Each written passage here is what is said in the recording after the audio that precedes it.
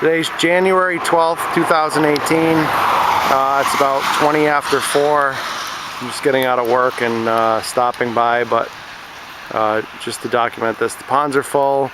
The tube, there was water coming from the tube going across the street or into the culvert and then across the street. And I'm going to take some film further up the road for each of the other culverts just to show you what water is going to those culverts as well. Now this is culvert 3, just past the Holly House. Working your way west on Stockbridge Road. Across the street is the northern side of the road where the water comes from.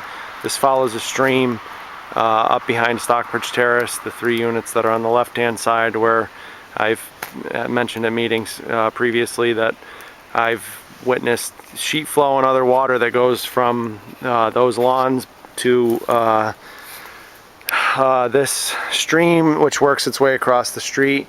This stream has been dry effectively since the early part of the summer. It's really had no water in it whatsoever. It's usually always a consistent stream. There hasn't been anything, but clearly there's considerable water now going through it.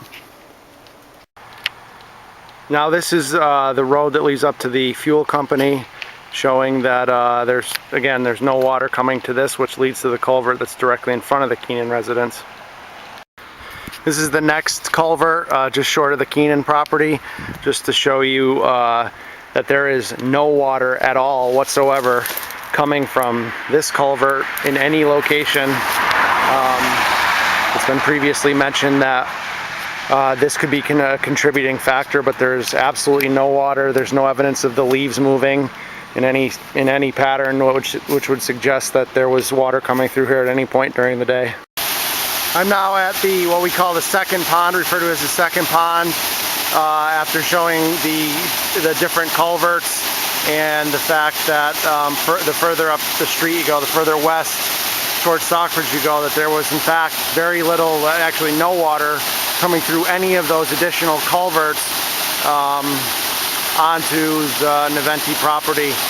This has obviously picked up some speed as it's coming through here, and this is where it's eroded to, so you can quite clearly see the line of erosion has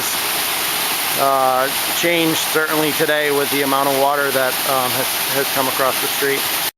So now we're at what we refer to as the first pond. I know it's starting to get dark out now. It's probably, right before 5, quarter 5 or so.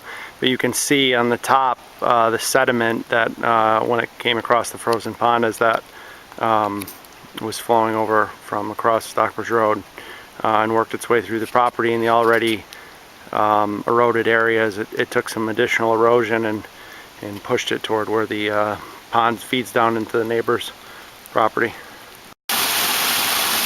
Now this is certainly a challenge to see. You can certainly hear the volume of water that's coming off the pond, but you're within probably 5 feet now. You can certainly see, maybe if I have some time tomorrow I can come up and take some more film, but you can certainly see the additional erosion from today with the rate of water, but eventually there's going to be a straw that breaks the camel's back, and this pond is going to disappear because it's only about 5 feet away now from the erosion hitting where the edge of the pond is and it probably emptying.